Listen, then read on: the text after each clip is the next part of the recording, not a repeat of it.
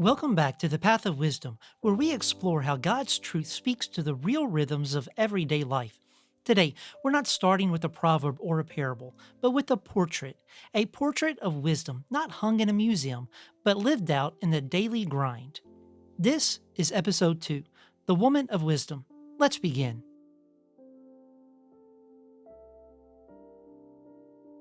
In 1851, in a quiet home in Brunswick, Maine, a mother sat down at a desk cluttered with papers, ink, and interruptions.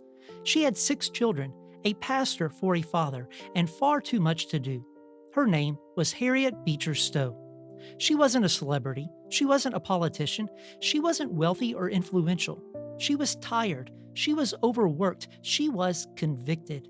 And so she wrote, not in some grand study with a view of the sea, but in the scraps of time between chores and children, with candlelight and calluses. She wrote because she saw what others ignored. She wrote because the truth burned in her bones. She wrote not to gain fame, but to obey God. And what came out of that ordinary life was anything but ordinary. Her story would travel far beyond that little house in Maine, and her words would stir a nation's conscience. But here's what's worth pausing for. She wasn't chasing impact. She was pursuing obedience. She wasn't trying to make history. She was trying to be faithful. The world tends to tell us that greatness is loud, that influence comes from being out front, that a life well lived must be big, bold, and noticed. But sometimes the most powerful lives are lived quietly, faithfully, in kitchens and prayer closets, in early mornings and late nights, in handwritten letters and weary hands. And maybe that's why her story still resonates, because most of us won't lead movements or write books that change laws, but we can live lives that are faithful, the kind of faithfulness that moves heaven even when earth doesn't seem to notice, the kind of life that may not be seen by crowds, but is honored by God. So today, we're not just admiring a life like Harriet's, we're reflecting on the kind of strength and wisdom it takes to live like that. To build a life not on recognition, but on reverence, not on charm or charisma, but on quiet courage. And that leads us to a question. What does that kind of wisdom really look like? Let's explore it.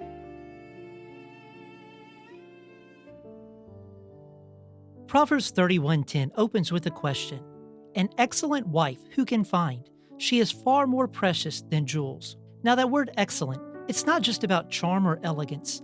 The Hebrew word here carries the idea of strength, virtue, and moral courage. It's the same word used for mighty warriors. So this isn't a passive, polite kind of excellence. This is gutsy, godly, grounded strength. And Solomon says it's rare. Not because God hides it, but because most of the world isn't looking for it. In a world that celebrates visibility, vibrancy, viral fame, God celebrates something else. Character shaped by the fear of the Lord. The woman in Proverbs 31 is not praised because she's flawless. She's not being honored because she got every detail right or because she reached some unattainable standard. She's praised because she's faithful. And her faithfulness, it's not found in highlight reels, it's built in the quiet places. It shows up in kitchens, in conversations, in decision making, in disciple making, in generosity that no one claps for, in strength that's grown in secret. She lives wisely because she lives reverently. Verse 30 sums it up with absolute clarity. Charm is deceitful and beauty is vain, but a woman who fears the Lord is to be praised. Think about those words. Charm deceives, beauty fades, but the fear of the Lord, that's what lasts. Now, Solomon isn't giving us a resume. He's giving us a mirror. This passage isn't just for women. It's not just for moms or wives. It's not some religious job description. This is a portrait of wisdom, and it's meant to shape all of us. Because the truth is, every one of us is building a life, and every one of us is looking somewhere for our worth. So what do you treasure? What do you chase? Where do you look for value? For some of us, it's performance. We feel worthy when we succeed, when we achieve, when the people around us notice what we've done. For others, it's image. We feel like we have to present ourselves a certain way, like we need to look strong or polished or put together even when we're not. And still others chase approval. We live and die by what others think. Our sense of worth rises and falls with the praise or silence of those around us. But here's the quiet power of Proverbs 31. This woman is not praised because she tried to stand out. She's praised because she stood firm. She wasn't trying to impress anyone. She was trying to honor the Lord. And that made her life shine. The world says, build your brand. Proverbs says, fear the Lord. One will fade, the other will last. The world says, make sure they know your name. Proverbs says, walk in the way that honors God's name. Here's the quiet invitation of this passage. You don't have to be impressive to be wise.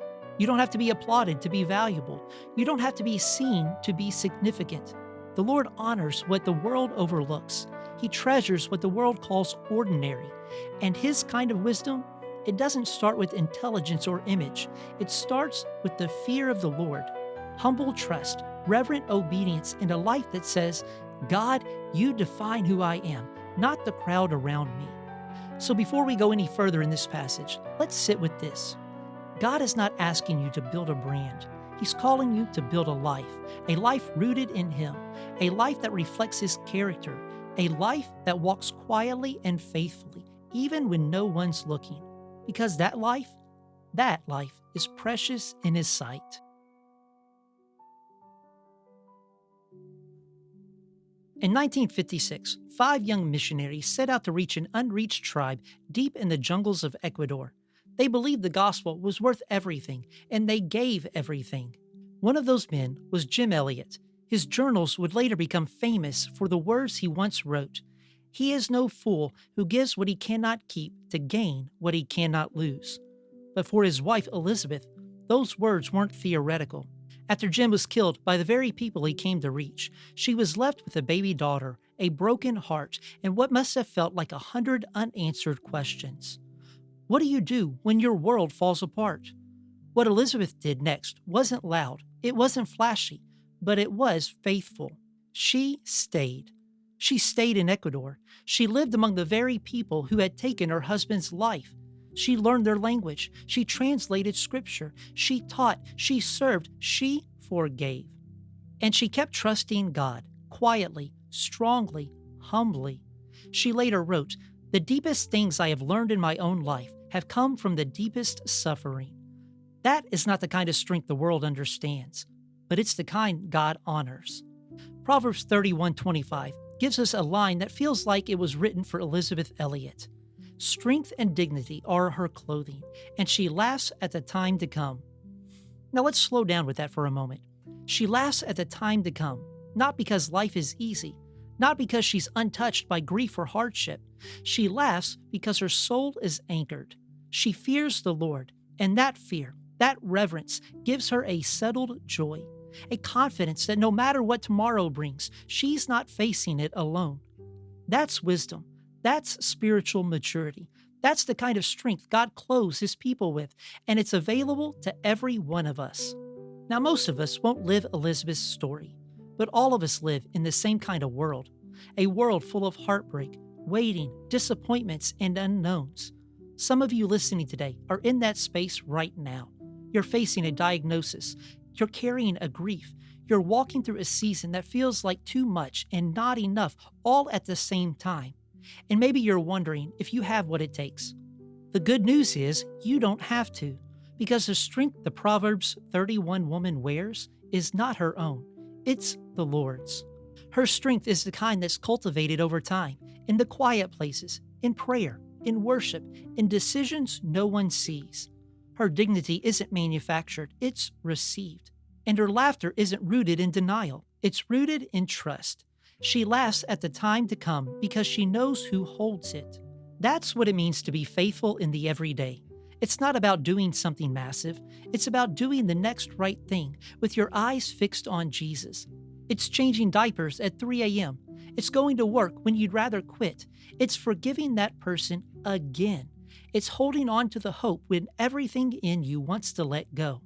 Proverbs 31 lifts the veil on what a wise life really looks like. It's not just bold decisions or heroic acts. It's quiet faithfulness that nobody writes headlines about. And make no mistake, that kind of life shines. Jesus said in Matthew 5:16, "Let your light shine before others, so that they may see your good works and give glory to your Father in heaven." Faithfulness in the everyday is a shining light. It reflects the character of God. It tells the truth about His strength, and it points others to hope. So maybe today you don't feel strong. Maybe you're not laughing at the future. You're anxious about it. You don't need to fake it. You need to fear the Lord, to revere Him, trust Him, and anchor yourself in His promises. Because when your strength runs out, His doesn't. When your dignity feels shaky, His Spirit holds you steady. And when you're afraid of what's coming next, you can still laugh, not because of what you see, but because of who you know. Faithfulness in the everyday is never wasted. It may be quiet, it may go unnoticed by the world, but it is deeply precious in the sight of God.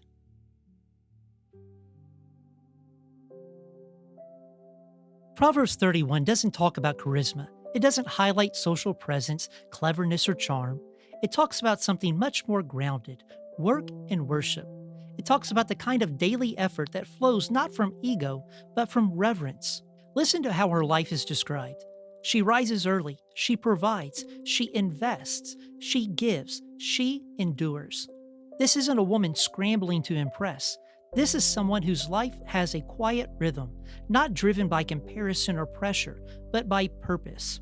This is not busyness for busyness' sake.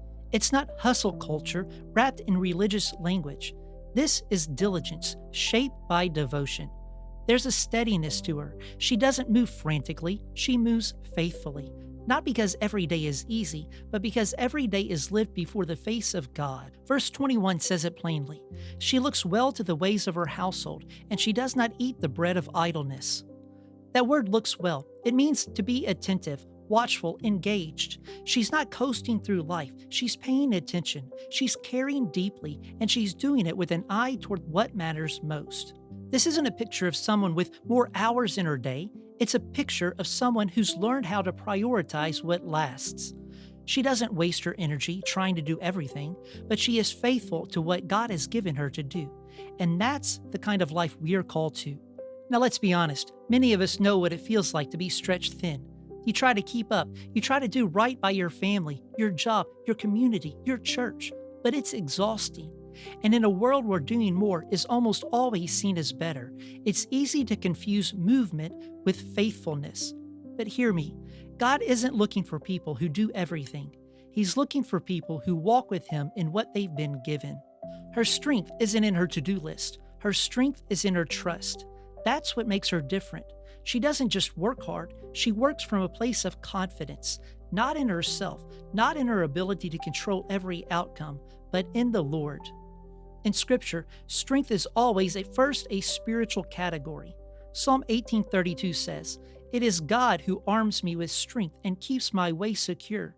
And Ephesians 6:10 adds, "Be strong in the Lord and in the strength of His might." The woman in Proverbs 31 reflects that kind of strength that has its roots in God's faithfulness, not personal energy, strength that has grown in prayer, tested in adversity, and shaped by daily obedience. And here's what's so beautiful. God sees it, He names it, and He calls it precious. Not just effective, not just respectable, precious. In a culture where work is often seen as a means to an end, Proverbs 31 reframes it as an act of worship. And that's a truth that applies to all of us, no matter your role, age, or gender. When you clean the kitchen with a heart of gratitude, that's worship. When you show up to a job you don't love and do it with integrity, that's worship. When you teach your children patiently, serve your church faithfully, or support a friend quietly behind the scenes, that's worship. It's not glamorous, it won't go viral, but it's holy. And God sees it every time. So what lasts? It's not charm, it's not productivity, it's not the image we project. What lasts is a life rooted in the fear of the Lord, lived in quiet, consistent faithfulness, anchored in God's strength, not our own. That's what God values, and in the end, that's what He will reward.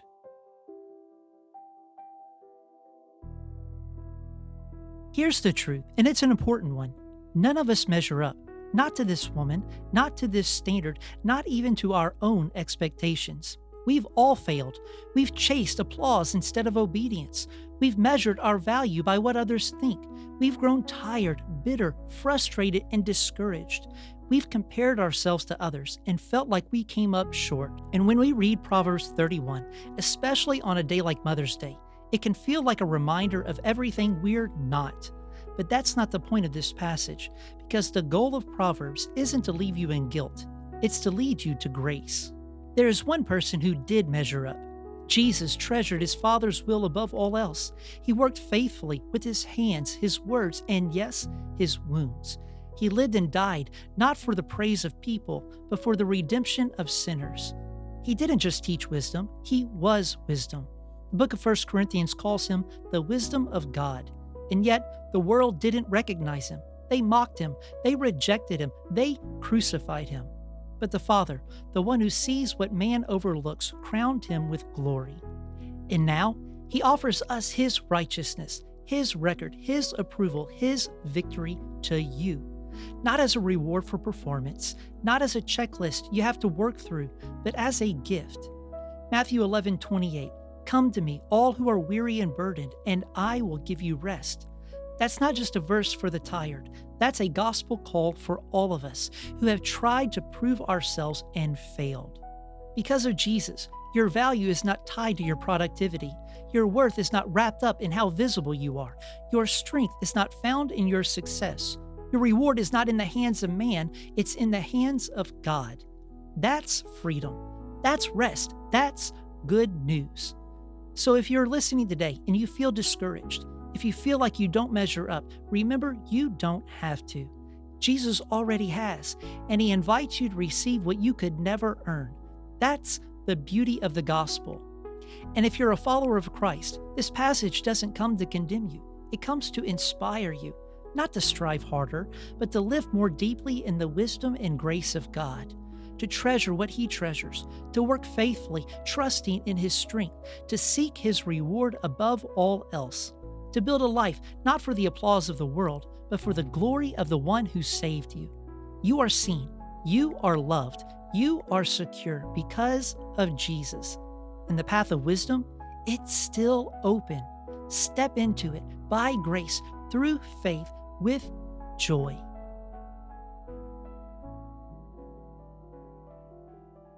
Proverbs 31 closes with a simple but stunning line.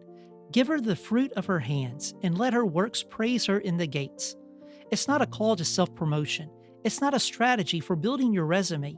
It's not a command to strive harder so others notice. It's a promise, a gentle declaration that God sees what the world overlooks. That phrase, in the gates, referred to the public square in ancient cities, the place where decisions were made, where leaders gathered, where judgments were passed, and names were remembered. Most of this woman's life was lived in private, in the margins, in the home, in the daily and unseen. But her faithfulness wasn't lost. Her works would speak even when she didn't. Her quiet obedience would echo into eternity. Maybe today, that's what you needed to hear. Because you're in a season where your labor feels invisible. You're parenting a child who doesn't seem to listen. You're caring for someone who can't say thank you. You're showing up to a job that drains you. You're praying for a loved one, and nothing seems to change. You're serving faithfully in a place where no one even knows your name. And you wonder, does it matter? Let me assure you, it does. God is watching, God is remembering, and God is preparing a crown that will never fade. Scripture says in Galatians 6:9, "Let us not grow weary in doing good, for in due season we will reap if we do not give up." In Hebrews 6:10, God is not unjust to forget your work and the love that you have shown for his name. He remembers what others forget. He honors what others ignore. He delights in the faithfulness that never makes the headlines. So today, if you feel unseen, take heart. Your Father sees, and he calls it precious.